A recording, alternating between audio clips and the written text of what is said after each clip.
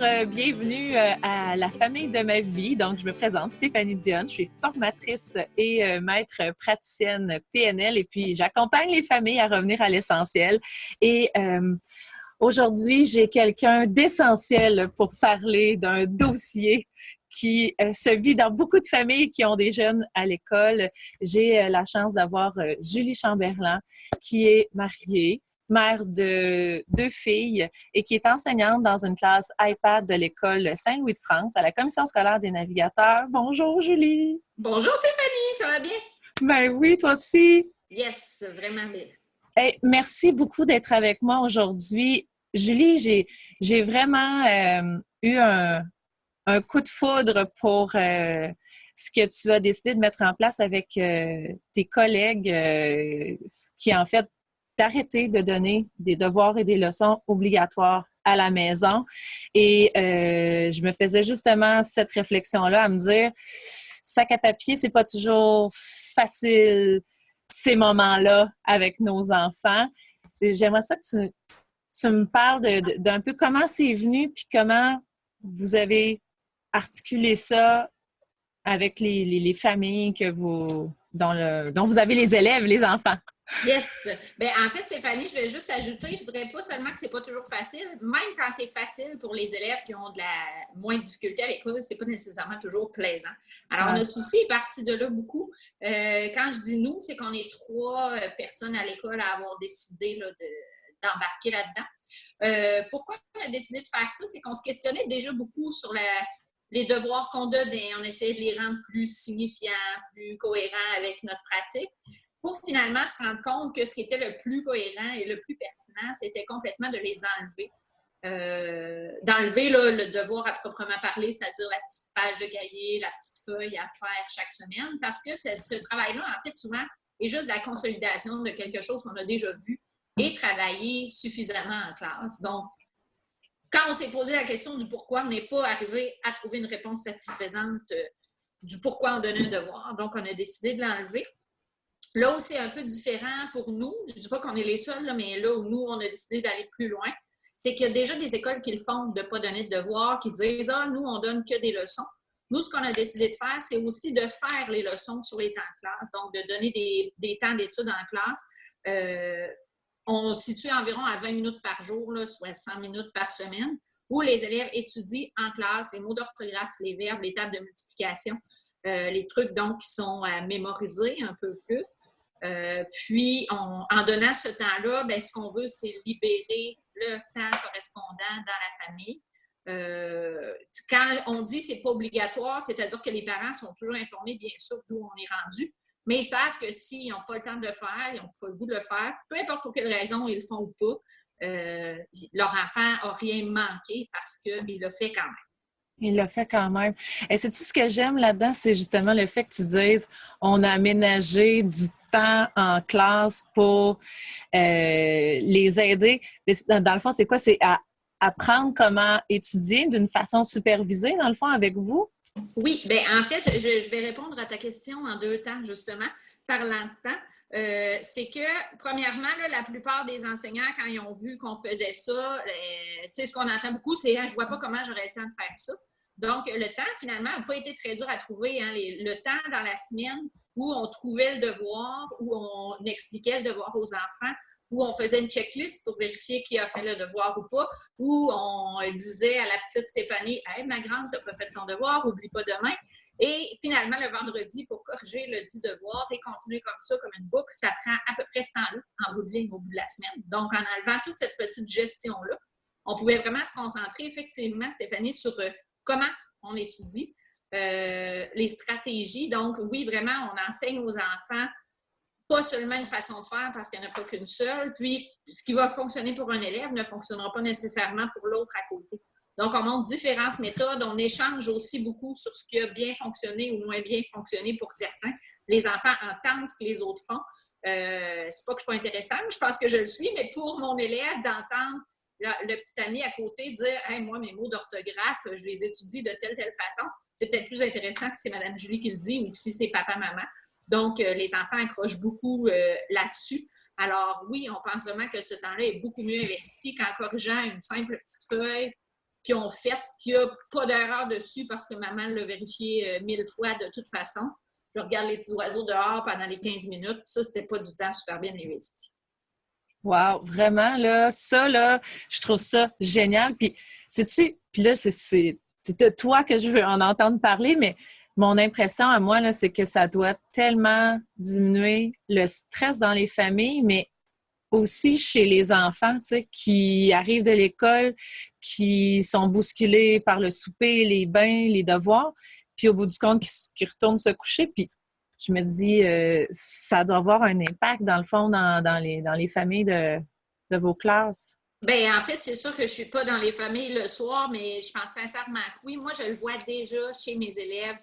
Quand ils sont en classe, c'est comme un, tu vas me permettre l'anglicisme, je leur dis, c'est un deal qu'on fait, en fait. Sur les 5 heures que tu es à l'école, tu travailles, par exemple. Donc, le plan de travail est très rempli, on fait l'étude et tout. Mais oui, je pense que quand ils arrivent à la maison, ils peuvent se décharger, se reposer. Comme nous, on a envie de le faire comme adultes au bout de notre journée de travail. Et dans le fond, j'ai beaucoup d'élèves pour qui l'heure des devoirs leçons était conflictuelle. Au niveau des parents, mais souvent les frères et sœurs aussi, ça amène une espèce de dynamique négative. Je ne dis pas que c'est le cas dans toutes les familles, mais on sait qu'il y a certaines familles où ça l'est. Puis, oui, ces enfants-là ont plus ce stress-là et la mère non plus d'arriver et de dire « Bon, je vais être obligée de faire ces devoirs, ça va encore virer comme ça, comme ça, comme ça. » C'est comme on peut se permettre de vivre autre chose, en fait. Donc, puis je vois vraiment chez mes élèves, je ne sais pas si je radote parce que je te l'ai déjà dit, Stéphanie, on a, ma collègue et moi, des jumelles, OK, chacun une des 2 sœurs. Et mon élève à moi est une élève qui est quand même assez stressée, anxieuse. Et au niveau des résultats scolaires au bulletin, les notes étaient toujours plus basses que sa sœur. Pourtant, c'est une élève qui performe très bien dans le quotidien, qui n'a pas de difficultés particulières, qui comprend bien. Mais quand le stress embarque, ça a un impact direct. Et depuis que les devoirs et leçons ne sont plus là, en plus du fait que j'étais assez extraordinaire comme prof, là, dans ce moment, je fais des mais ça, j'en doute pas. Mais depuis qu'on n'a plus de devoirs leçons, son père m'a vraiment nommé le fait qu'elle était beaucoup moins stressée le soir à la maison et tout. Puis que là, il voyait comme ces 2 filles revenir à peu près au même niveau parce qu'il les connaît, c'est bien qu'ils sont pas mal de même force. Puis il comprenait, il mettait vraiment cet écart-là sur le compte de l'anxiété, puis d'enlever toute cette partie-là, maison, école, cette communication un peu malsaine, je dirais, entre la maison et l'école. C'est ça, ça a vraiment un impact, c'est le fun de pouvoir le comparer à l'intérieur même de la famille. Ah oui, j'en doute pas, pour vrai. Là, tu as dit tellement plein de choses, puis je pense que je vais surfer sur la communication dont tu as parlé. Cette communication-là, école, famille, là, quand tu as dit, parle-moi-en donc plus. Oui, en fait, c'est que quand nous, on a lancé l'idée d'enlever les devoirs leçons, c'était en mars 2016. Les parents de nos élèves, ça allait, c'est des parents qui nous connaissent, qui ont confiance en notre professionnalisme et tout ça, qui savent qui on est. Mais j'ai un petit peu, disons, propagé la bonne nouvelle. Je vais le dire comme ça. Non, mais j'ai écrit des articles sur mon blog et tout. Je suis même passée à la télé au début de la présente année scolaire à TVA. Puis, j'ai vu beaucoup de commentaires, donc suite à ça, là, de gens qui ne me connaissent pas, qui ont juste vu mon idée, si tu veux. Et il y avait un gros souci au niveau de, ben là, si ça fait ça, je ne pourrais plus suivre mon enfant, j'aurais plus de suivi. Et ce que je trouvais dommage, c'était vraiment l'idée que de se fier que le devoir est un bon moyen de communication entre l'école et la maison parce que c'est pas le cas. C'est le cas pour dire, ben on est rendu là en maths, on est rendu là en français, mais le devoir ne m'informe en rien sur les difficultés de mon enfant, sur les compétences qu'il développe, sur ses défis.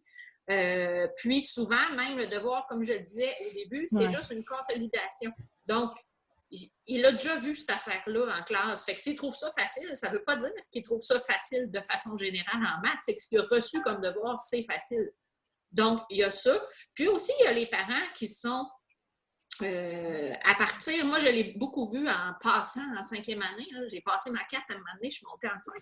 Puis, le parent qui veut aider son enfant, mais qui c'est pas trop comment s'y prendre parce que le parent, dans la vie, c'est juste pas un prof, puis c'est bien correct. Puis ça veut pas dire qu'il est pas bon en maths, c'est juste que de le vulgariser pour le mettre au niveau de son enfant, c'est pas nécessairement facile. Ça m'a frappé mon niveau des fractions, les parents qui apprennent la règle de 3 à leurs enfants pour comme ils rendent service, alors que la règle de 3, on voit vraiment pas ça au primaire. Donc, l'enfant arrive en fraction, il pense qu'il a tout compris parce que son père, sa mère, avec toute la bonne volonté du monde, a voulu l'aider. Alors qu'en vrai, ça ne l'a pas du tout aidé à se créer le concept vraiment dans sa tête et à le comprendre. Donc, là, j'ai dit encore plein d'affaires, hein, Stéphanie? Je trouve du coq à l'âne. Non, je trouve ça beau! Mais c'est ça. Toute ma planche, mais tu sais, tout ce que tu dis, là, dans le fond, ça me plonge, moi, dans ton univers, puis on dirait qu'à parler avec toi comme ça, je comprends un petit peu plus le milieu et le monde de l'enseignant, tu sais, qu'on juge au travers de pas beaucoup de rencontres avec eux, des documents qui, comme tu dis, ramènent une note, mais une note qui témoigne d'un moment, d'une expérience X, Y, Z, puis qui veut juste dire ça. Ça veut pas dire qu'il n'y a pas de niveau de stress, ça veut pas dire que ses compétences sont toutes développées, ça veut pas dire qu'il n'y a pas des points d'amélioration à apporter que nous, comme parents, on voit pas, parce qu'on voit pas son style d'engagement en classe non plus, là. Non, exact. Puis tu sais, comme parents, on vient notre enfant, à mesure qu'il progresse dans le système scolaire, on vient qu'on s'habitue. En première année, s'il y a 65, on capote un peu. Puis rendu en 2-3, ben, s'il traîne son petit 65, ben, on fait avec, puis c'est bien correct. Puis on les aime comme ça, là, peu importe, là, même les 20, on les aime. Là, OK? La note, c'est au fond, on donne beaucoup trop d'importance aux notes, mais ça, c'est on pourra s'en parler dans une autre entrevue. Mais c'est ça, donc, ce qui est important, c'est que je vais me prendre une note parce que je veux dire deux choses. Okay? Je veux faire le lien direct avec les devoirs. Mais je veux aussi parler, dans le fond, de mon approche par rapport à ça. Moi, quand je fais un suivi à l'élève suite à une évaluation, mettons, en écriture, on sait peut-être que les parents qui écoutent ne le savent pas, mais en écriture, il y a 5 critères, en fait. Donc, il y a la grammaire, l'orthographe, il y a le vocabulaire, s'adapter à la situation d'écriture. Donc, il y a beaucoup d'autres aspects de l'écriture que le simple fait de corriger un texte. Je dis le simple fait, on s'entend, s'il vous plaît, corrigez vos textes. Mais souvent, l'enfant a l'impression que lui, en écriture, ben, il est juste pas bon. Donc, il a l'impression qu'il n'y a aucune emprise sur ses résultats scolaires parce qu'il n'est pas bon. Lui, il a tout le temps 65 en écriture et c'est pas grave. Il ne peut pas avoir plus. Alors que quand on lui parle et qu'on lui donne des défis en disant hey, toi, au niveau de ton vocabulaire, tu serais capable d'aller chercher un petit plus qui te manque, on va se donner ça comme défi avec tel moyen. Mais là, soudainement, on voit des enfants qui ont l'impression d'avoir une emprise sur leurs apprentissages puis de pouvoir justement s'engager, mettre en action pour améliorer leurs résultats puis développer une certaine confiance en eux aussi, surtout. Tu sais, c'est pas le prof, c'est pas le parent, c'est lui, l'élève, qui s'implique puis qui fait « Ah, wow, moi, je suis capable de faire ça. » Fait que moi, j'ai un gros souci de ça. Donc, je l'avais déjà, mais je te dirais qu'en enlevant les devoirs et en me faisant poser la question par rapport au suivi, j'ai voulu aller encore plus loin là-dedans. Là. J'ai beaucoup de temps, je suis un petit peu crinquée, mais ça vaut l'investissement. Oui, tu as plongé là-dedans parce que tu t'es effectivement libéré un moment pour en parler avec eux. Oui, vraiment. Dans le fond, là, moi, quand l'élève reçoit son évaluation, il reçoit, outre sa note, on corrige l'examen. Ben, c'est pas vrai. Je mens, là. On ne corrige pas l'examen. Là. Si tout le monde a bon numéro 3, je ne perds pas de temps à regarder le numéro 3. On va aller voir ce qui était le plus difficile pour le groupe, mais chaque élève va regarder sa propre progression, ses propres difficultés, ses propres défis. Donc, la note est encore là, mais elle perd de l'importance au profit des défis, en fait. Et les élèves cessent de se comparer entre eux. Pour dire, ah, mais l'autre, il y a 80, puis moi, j'ai encore 65. Je suis talente avec mon 65. Excusez, mon exemple à soir, c'est 65. Donc, plutôt que de le faire, ben, c'est, hey, s'ils finissent par se comparer, ce qu'ils font, c'est mon ami à côté, il y a toujours 80, il y a encore 80, mais moi, mon 65, c'est devenu 68. Donc, je suis comme, j'ai plus avancé, j'ai plus progressé que l'autre à côté, même si lui, il est bon. Fait que ça amène un rapport à la note vraiment différent. C'est vraiment le fun. J'aime beaucoup ce contexte-là qui s'est instauré dans le fond chez vous avec votre approche. Puis moi, je vous félicite d'avoir mis ça en place, puis je vous félicite aussi d'avoir trouvé une façon au travers de vos réflexions puis de vos observations pour les amener à s'engager plus, puis pour les amener à voir où ils ont du pouvoir puis une responsabilité. Je trouve qu'il est là le challenge avec les jeunes, puis je trouve ça très beau. Puis j'ai le goût que tu me parles parce que tu es une prof. T'es-tu dans... Ouais. Je veux faire une parenthèse engagement.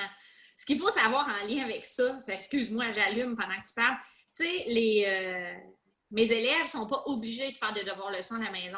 Par contre, j'ai des élèves qui font des projets à la maison le soir, qui amènent ça à l'école le lendemain. J'ai une petite fille qui a fait un film en stop motion. J'ai un autre petit garçon, il a décidé de faire une recherche sur les premières consoles de jeux vidéo, puis de créer une ligne du temps avec ça. C'était pas un devoir, mais il ne faut pas penser que parce qu'on n'impose rien aux enfants qu'ils vont être en attente à rien faire. Ils sont capables par eux-mêmes de trouver des choses qui les motivent, qui les passionnent, puis ils vont plus loin que si on avait pris leur énergie pour dire « fais ce que je te demande », puis tant pis pour le reste.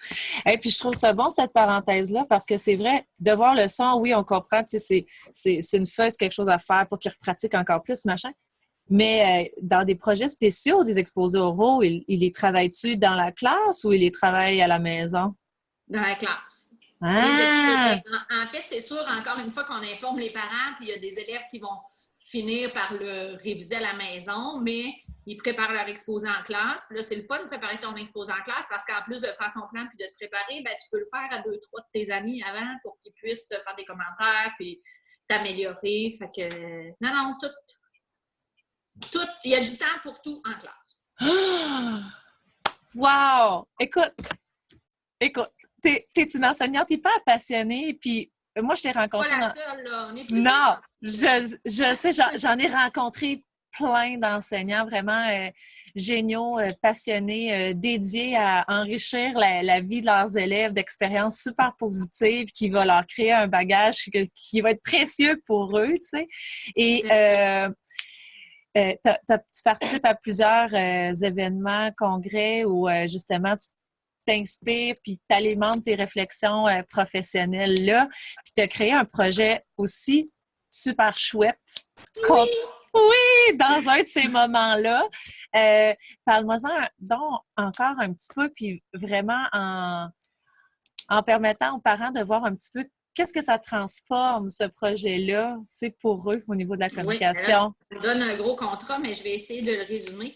Je suis allée à la fin mars 2017, début avril. Il y a eu un hackathon à Montréal qui s'appelait Repenser l'école. Donc, le défi, c'était de créer une équipe sur le fly, encore un anglicisme, on avait une fin de semaine pour créer une idée de plateforme qui serait innovante pour l'éducation, avec vraiment là, des points, fallait faire un pitch de vente le dimanche matin, un peu comme l'émission Les Dragons. Alors, moi, je suis allée là avec mon idée de base dont je te parlais tantôt, là, parce que je crée un petit peu des tableaux avec des couleurs pour mes élèves, là, puis je finis par les coacher, puis ils se comprennent, mais quand je parle de ça à mes collègues, j'ai une de mes collègues qui embarque, qui suit, mais les autres font « Wow! Mais je comprends pas comment je pourrais avoir le temps ou faire ça parce que c'est pas accessible. » Donc, mon idée est partie de là, pourquoi je suis allée là-bas. Et finalement, on s'est retrouvé une équipe de 10 personnes. On a créé une plateforme, là, je te dis créer, là. N'appelez pas tout de suite à la maison pour la commander. Mais on a, disons, imaginé une plateforme qu'on a appelée Continuum. Et c'est pas que mon idée qu'on a prise, on est 10 personnes dans l'équipe, mais le souci, c'est vraiment d'assurer un suivi à l'élève qui est cohérent et positif. D'ailleurs, c'était un peu le but du défi auquel on s'est inscrit. Et dans Continuum, ce qu'on va venir faire, là, je veux pas avoir l'air de faire de la pub là, parce que c'est pas le cas, mais dans le fond, comme prof, on va pouvoir entrer les résultats des enfants, mais pas nécessairement que les résultats en pourcentage, les genres de critères pour chaque compétence disciplinaire dont je te parlais tout à l'heure. L'élève, lui, va pouvoir venir documenter ses compétences transversales. Compétences transversales dont peut-être nos parents, vous n'entendez pas souvent parler, mais qu'on est supposé travailler et évaluer à l'école. Donc, résoudre des problèmes, communiquer, s'organiser. Et la dernière, le jugement critique. Je Oh! pense que j'ai peut-être pas exactement les bons libellés, mais ce sont les 4 compétences du programme de formation de l'École québécoise. Et dans le fond, c'est l'élève qui va venir appuyer ses compétences en mettant, oui, des travaux scolaires, mais des choses qu'il fait aussi à l'extérieur.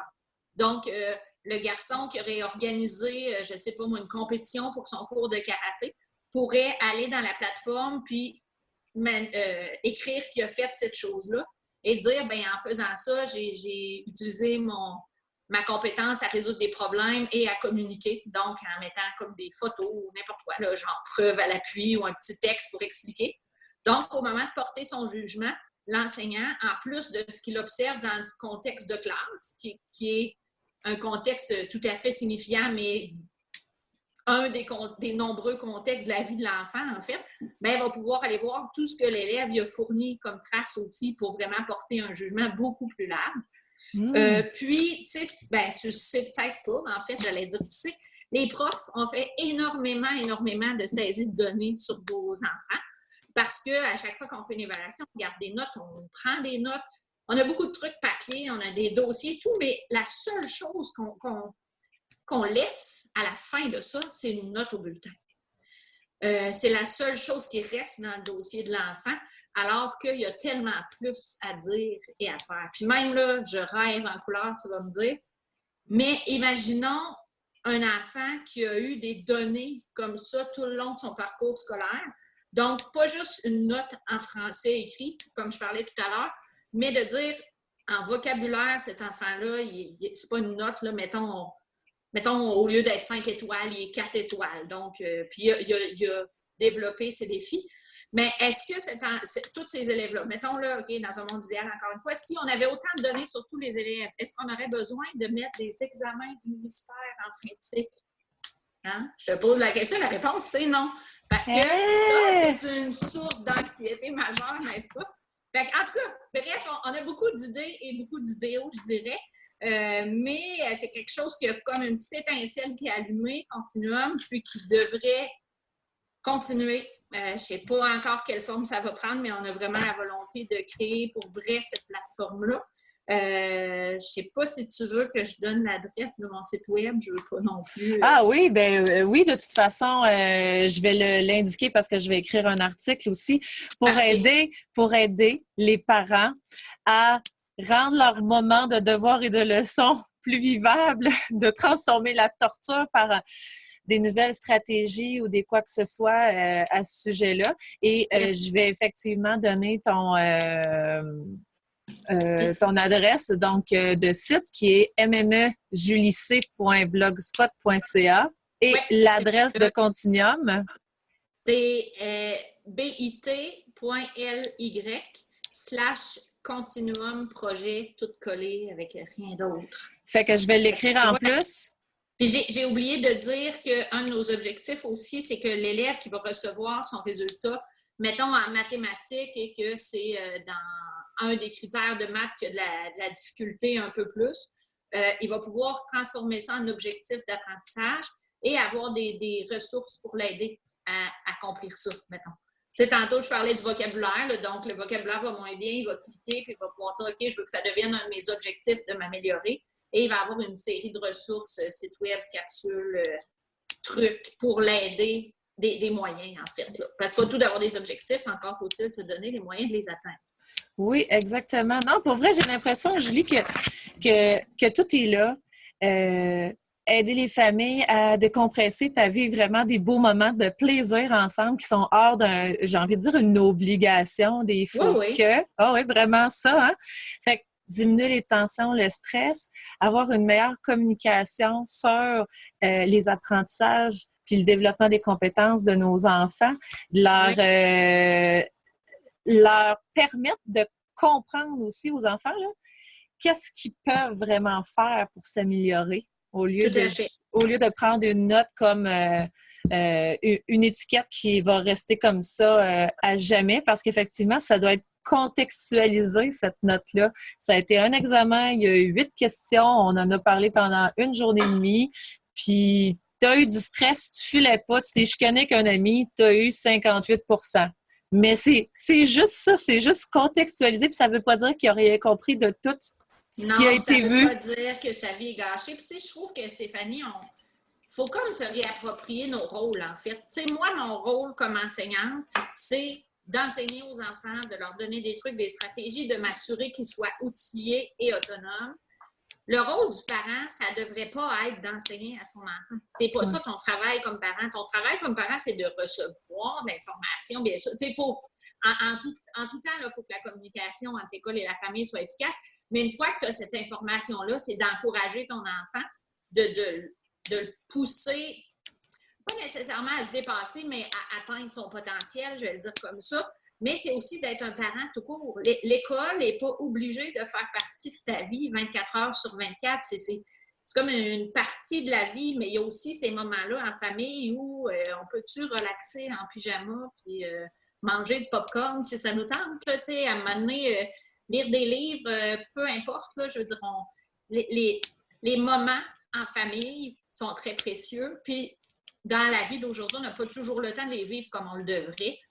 Puis, quand le peu de temps qu'on a, il y a une partie qui sert à faire des devoirs pour vrai, là, le peu que ça apporte, parce que peut-être qu'il y a des gens qui vont être scandalisés quand je dis que mes élèves ne font pas de devoirs, mais je vous assure qu'il n'y en a aucun qui est en échec à cause de ça ou que ses résultats ont baissé à cause de ça. Tu sais, c'est super important. Puis ça devrait être ça le rôle du parent, de rendre la vie belle. Puis le rôle de l'enfant, bien, bon, Yann, c'est d'être un enfant. Hein? C'est clair? C'est tout ce que j'ai à dire. C'est vrai! Laissons les enfants être des enfants. Oui, laissons nos familles. Oui, puis laissons nos familles aussi redevenir un environnement de plaisir, puis dans lequel on peut prendre le temps de s'écouter, de partager, de s'encourager. C'est ça. Puis, tu sais, laissons les enfants aller jouer dehors en revenant de l'école. Puis, tu sais, je te l'ai déjà dit, mais je vais le redire encore une fois. C'est intéressant de voir à quel point, moi, quand je sors de l'école, que je marche avec mon auto, il y a des enfants de nos classes qui sont pas en train de faire des devoirs, sont en train de faire du vélo dans la rue. Ils sont là. Souvent, on se dit, ils sont où les enfants d'aujourd'hui? Ils sont sur leur tablette? Non, ils sont en train de faire des devoirs. C'est vrai. C'est ça. C'est ça, il faut les laisser être des enfants tout court. Ouais. Mais quand même, vas-y, excuse. Mais pour vrai, Julie, merci parce que ton enthousiasme est contagieux, tu sais, on le sent.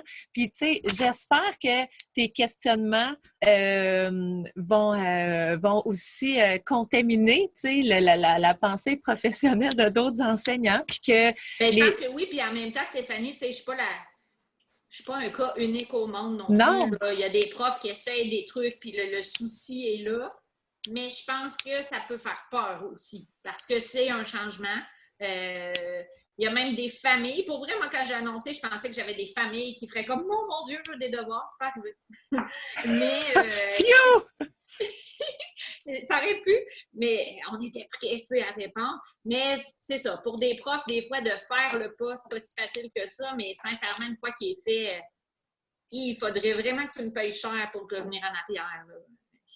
Peut-être, je dis pas, il ne faut jamais dire jamais, mais il faudrait vraiment que la personne qui me convainc de revenir à mon ancienne méthode ait des arguments solides parce que... Oui, mais sais-tu ce que j'aime le plus là-dedans, Julie? C'est le fait que l'enfant, il est comme pas laissé seul à lui-même là-dedans, parce que le parent, des fois, même avec la meilleure volonté du monde, il sait pas trop comment l'encadrer ou quoi répondre, Puis c'est vrai, moi, des fois, j'essaie d'aider mon fils, puis c'est la catastrophe, parce qu'il me dit « Non, c'est pas comme ça qu'il faut le faire! » Je dis « Mais moi, je ne sais pas. » Moi, ma fille est en première année, puis l'autre jour, j'ai géré une obstination entre fillette et papa au souper, parce que papa était convaincu, et je dis ça en tout respect pour mon amoureux que j'adore, il était juste mêlé, que le mot « coup » avec un P, c'était le coup, et que le mot « coup », pas de P, c'était de frapper. Et ma fille s'ostinait avec, et mon chum, il le regarde en voulant dire « Dizzy », puis là, je fais comme « c'est Angélique, t'as raison. » C'est une niaiserie, mais je veux dire, l'enfant qui n'est pas outillé pour bien étudier et que son parent, je vais leur dire, c'est pas la job du parent, les pas davantage ou manque de temps ou bon, peu importe la raison, on n'a même pas à juger de ça, Mais s'il étudie depuis première année jusqu'à la fin de son secondaire, cégep, sans jamais savoir comment se prendre, est-ce qu'on fait un bon choix? Je pense pas. Ah non, moi, bravo pour bravo pour ce que vous faites ensemble. Ben, merci beaucoup, Julie. Puis on va se revoir, c'est sûr. Mais là, tu voulais pas avoir des trucs pour les parents qui sont quand même avec des devoirs à la maison? Je garde ça off-record. Ah, OK, j'aime ça. Je vais juste l'écrire. On va l'écrire ensemble, puis on va le partager aux parents. Donc, tous ceux qui nous ont regardés, vous allez pouvoir voir l'article qui va être en dessous.